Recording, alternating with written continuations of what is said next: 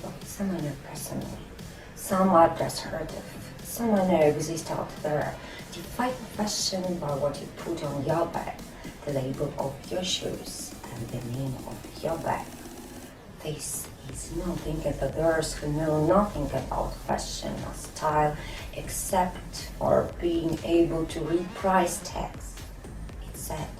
And this kind of behavior beats the unique fashion world with its own inspirations, powers, and possibilities to the ground by simply dismissing the process of getting to know yourself and transporting yourself in eternal clothes.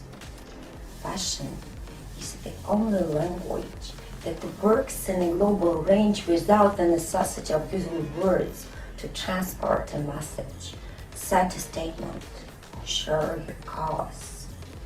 Style is a dialect of fashion, and finding your own style is a process that takes a lot of time, effort, and an open mind to evolve, to develop, to change, to grow, to find yourself and analyze your true purposes in life. Well, explain why you choose to wear what you are wearing today. Can you recall any fashion trends from the previous year? What makes these fashion trends memorable? Great ideas. Moody florals. Consider this is the most seamless transition between seasonal wardrobes. Your fresh spring clothes turn a little darker.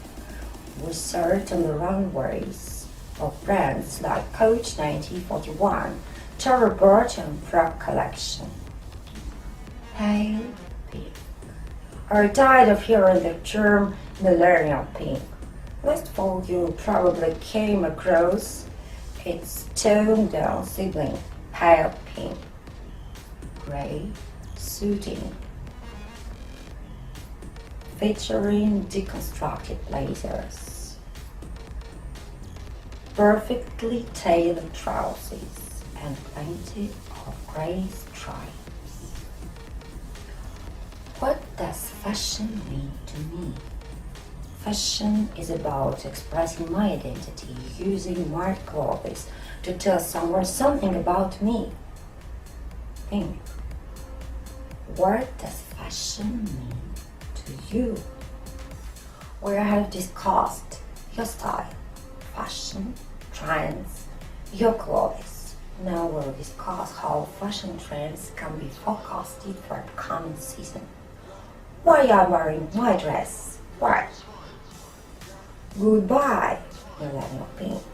Hello to the ultra wild. Identify and describe some fashion trends for the current season. Which ones do you experience personally? Which ones do you think the most popular and why? Well, you will work in groups of 3. You should consider individual observations but record your findings as a whole. Your groups should brainstorm together to come up a list of current fashion trends.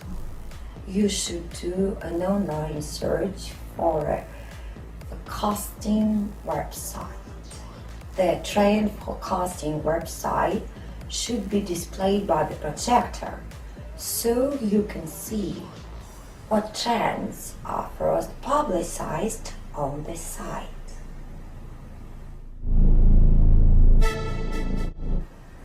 Great presentation from the first group, but I have some questions.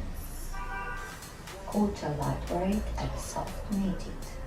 What kind of person, profession, age range would be mostly likely to wear this trend? The next slide. Graphic paintbrush effect. How long do you think the trend will last? The third slide, Rose and Chanel's best friend. What stories do you think will sell this trend? Now, choose a season to research.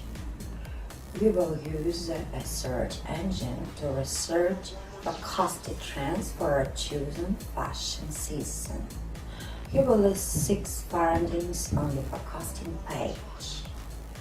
You will think whether each trend will be a flop, fad, normal, or a classic based on your research and observations. Good luck!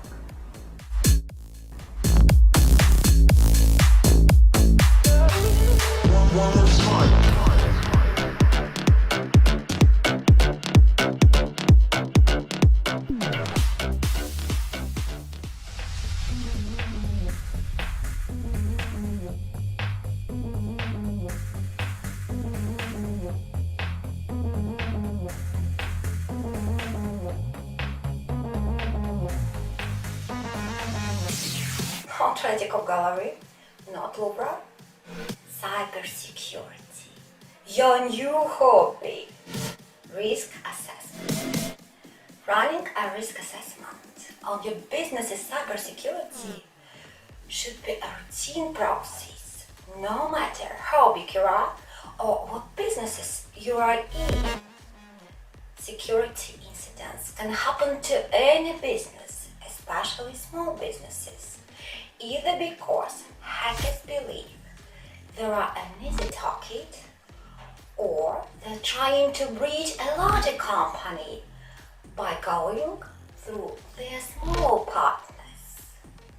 While self-assessment and monitoring should be a continuous process, a comprehensive risk assessment should be conducted at least once every 2 years. Where to begin?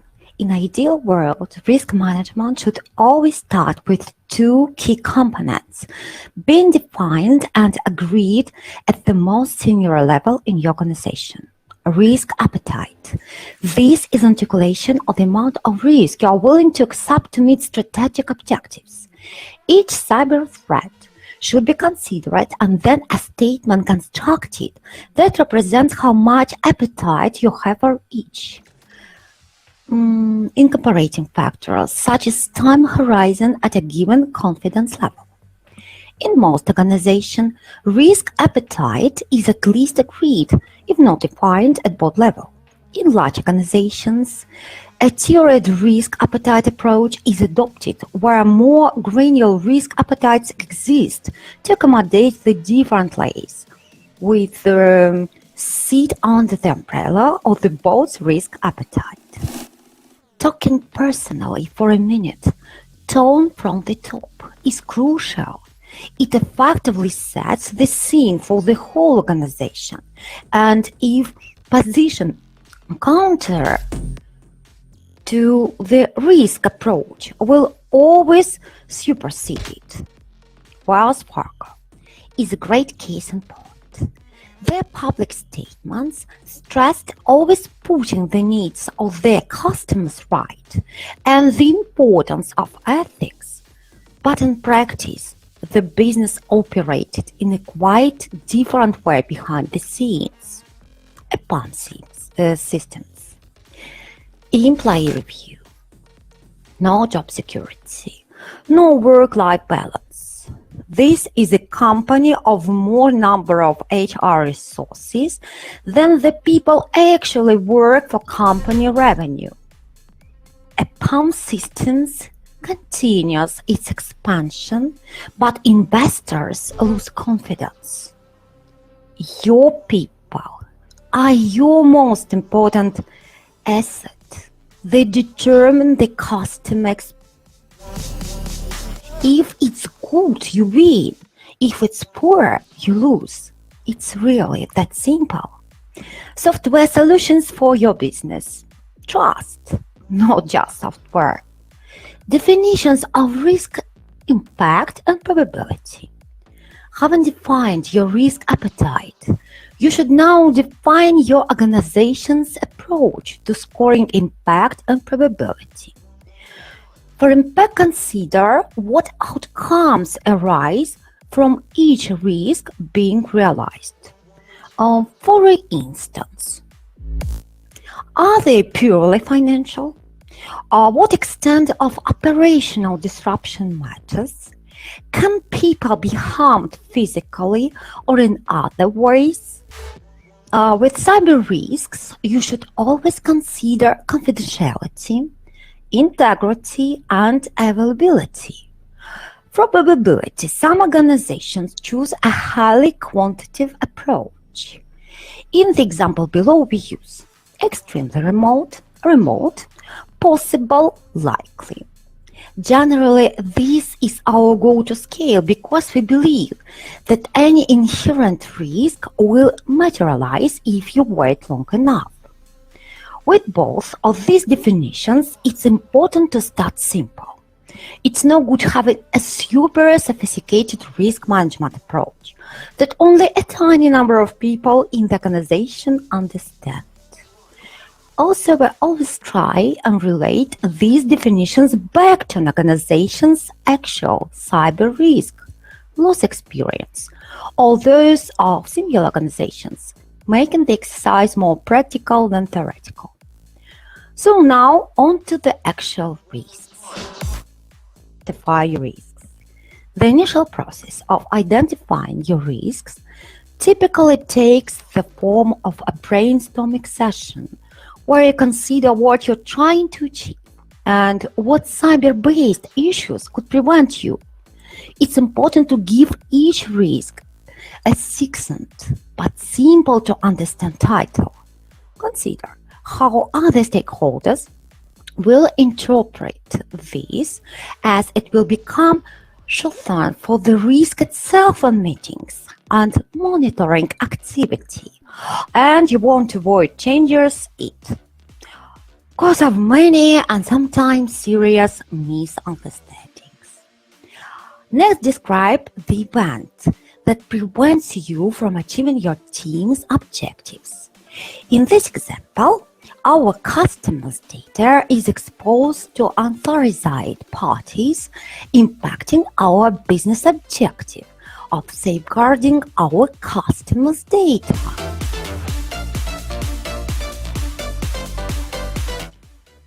Capture both the causes, what triggered the event, and the effects, what were the consequences. If you can, identify and assign a risk owner so stakeholders can see who is accountable for oversight of this risk.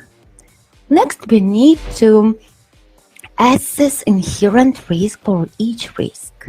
This is the assessment of a risk's impact and probability before factoring in the control environment.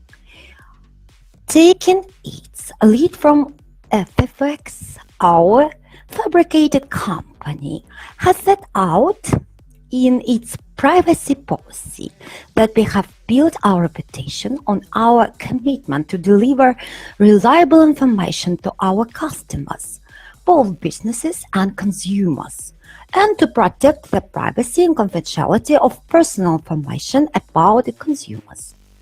Therefore, we will score the impact as catastrophic, given our company's public statements.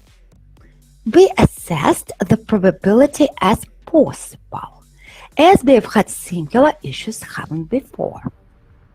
Identify your existing mitigants. Moving on, it's now important to us to identify what existing risk mitigants or controls we already have in the business. In our fabricated example, our company has adopted the UK's National Cyber Security Centre, NCSC, 20 critical controls.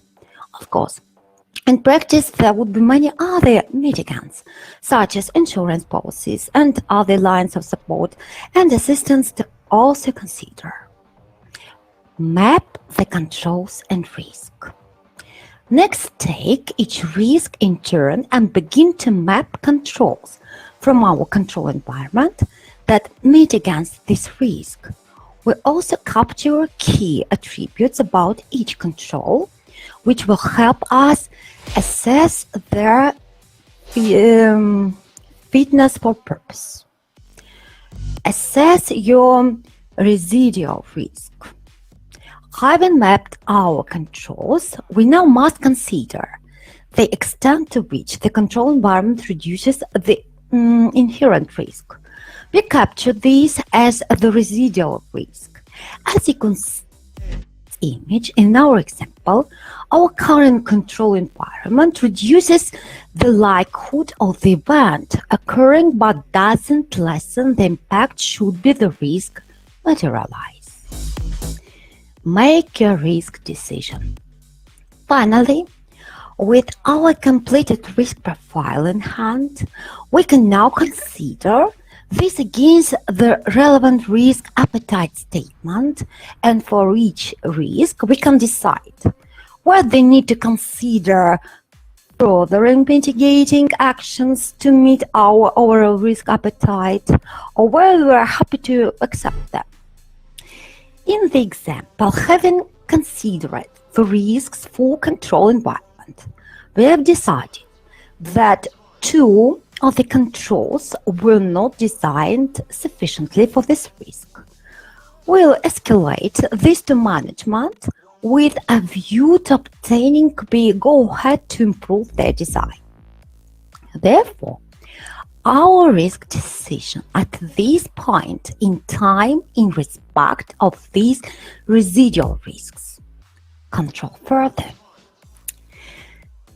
So to sum up what we have laid out, here is just an overview of the process.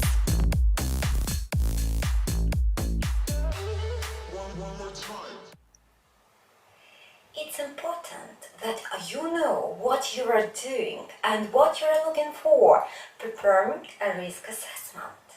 Having a glancing knowledge of cybersecurity won't be enough when trying to find vulnerabilities that attackers can exploit. It may offer advantages for you to do your own risk assessment because you know how your network operates and you may have built it. Security is always going to be a cat and mouse game because there'll be people out there that are hunting for the 0-day award. You have people that don't have configuration management, don't have vulnerability management, don't have patch management.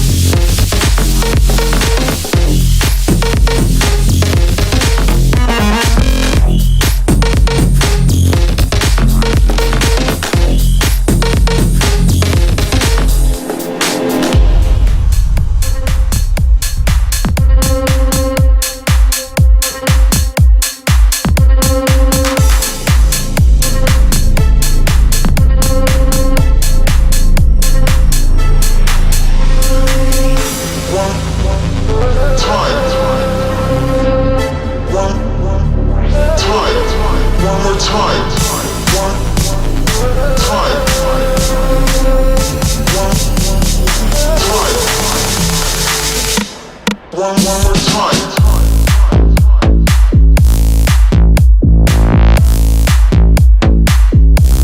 One more time.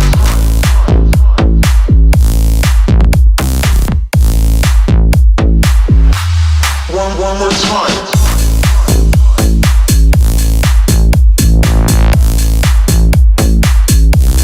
One more time. One more time.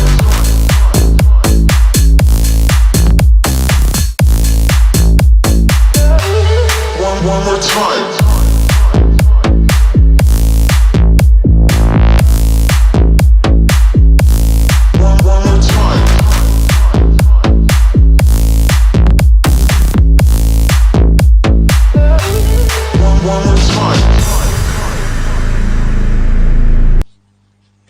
Hug the moment. Hug the moment. I like this phrase, hug the moment. What do you think about hug the morning?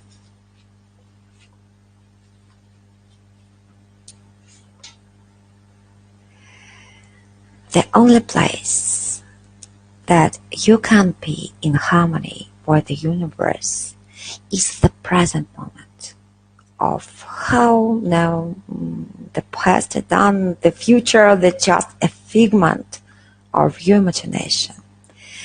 And where a future does show up, it can only show up as a moment of now.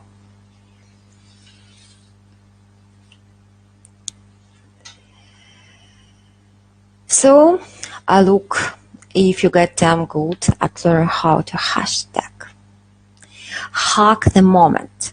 You will always be in harmony with the universe. And to be crystal clear, hugging the moment doesn't mean being passive. It doesn't mean resignation. What hugging the moment does mean, however, is that you're largely illuminating.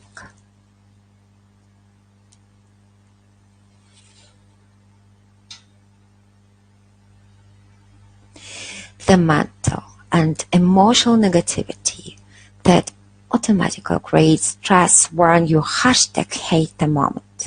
So when you embrace what is, you just bring a different energy, a different quality of conscious to the actions you take from the moment on. And honestly, this is just a different way of articulating what I just shared a minute ago when I said resist nothing. Some people just might find the framework of hugging it a lot easier to swallow than the idea of resist nothing, which can be super hard for action-oriented folks like you and me to even wrap our heads around. Bottom line is this.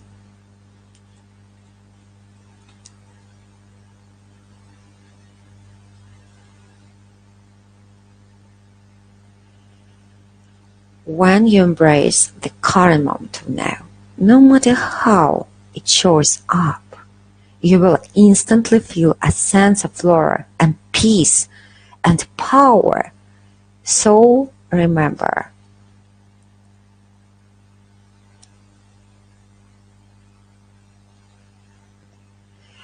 when in doubt, hashtag hug it now. Let's moment worth a tweet about. You can be completely at harmony with the universe and hustle for what you want.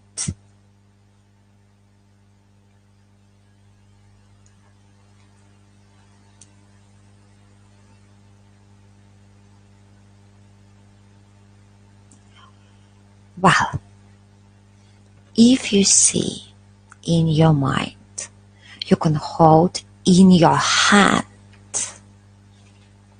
I believe that I can create whatever I want to create, being realistic.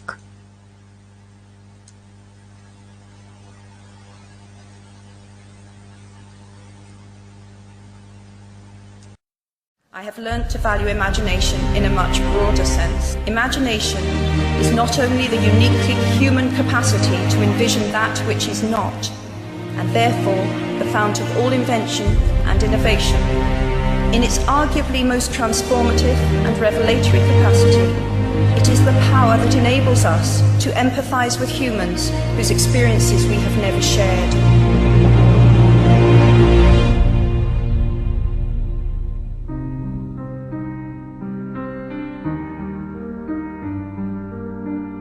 When you grow up, you tend to get told that the world is the way it is, and your life is just to live your life inside the world, try not to bash into the walls too much, try to have a nice family life, have fun, save a little money. That's a very limited life. Life can be much broader once you discover one simple fact, and that is everything around you that you call life was made up by people that were no smarter than you. And you can change it. You can influence it. You can build your own things that other people can use. And the minute that you understand that you can poke life and actually something will, if you push in, something will pop out the other side. You can change it. You can mold it. That's maybe the most important thing, is to shake off this erroneous notion that life is there and you're just going to live it.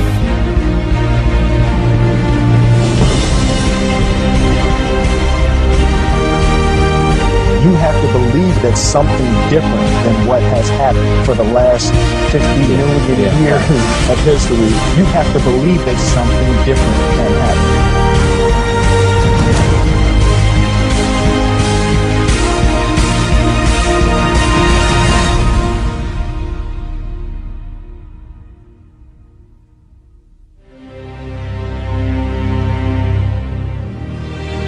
Dreams without goals are just dreams, and they ultimately fuel disappointment. Goals on the road to achievement cannot be achieved without discipline and consistency.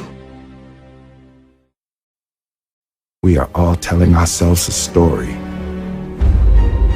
and that day mine changed. First, to turn nothing into something, you start with ideas and imagination.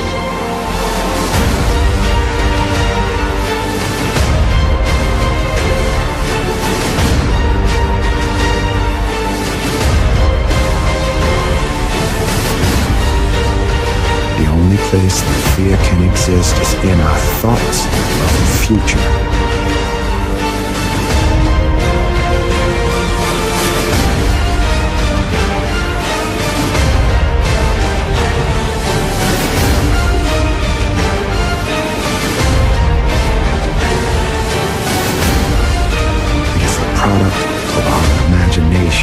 Causing us to fear things that do not at present and may not ever exist.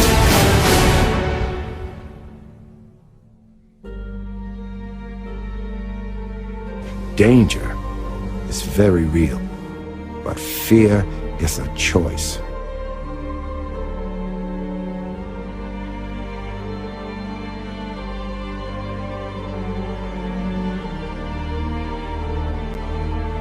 If you see it in your mind, you can hold it in your hand.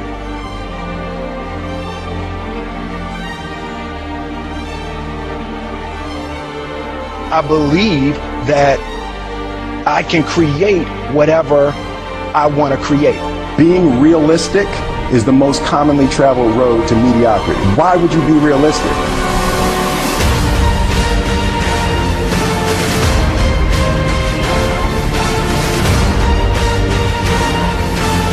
Imagination can't really be nothing. We call it nothing because it isn't tangible. It isn't that real. But it is almost real. Ideas that become so powerful in your mind and your consciousness, they seem real to you even before they become tangible.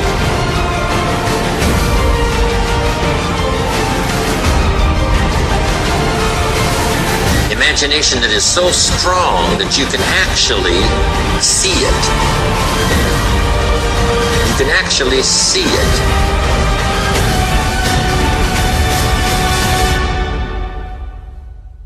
Dreams without goals are just dreams, and they ultimately fuel disappointment.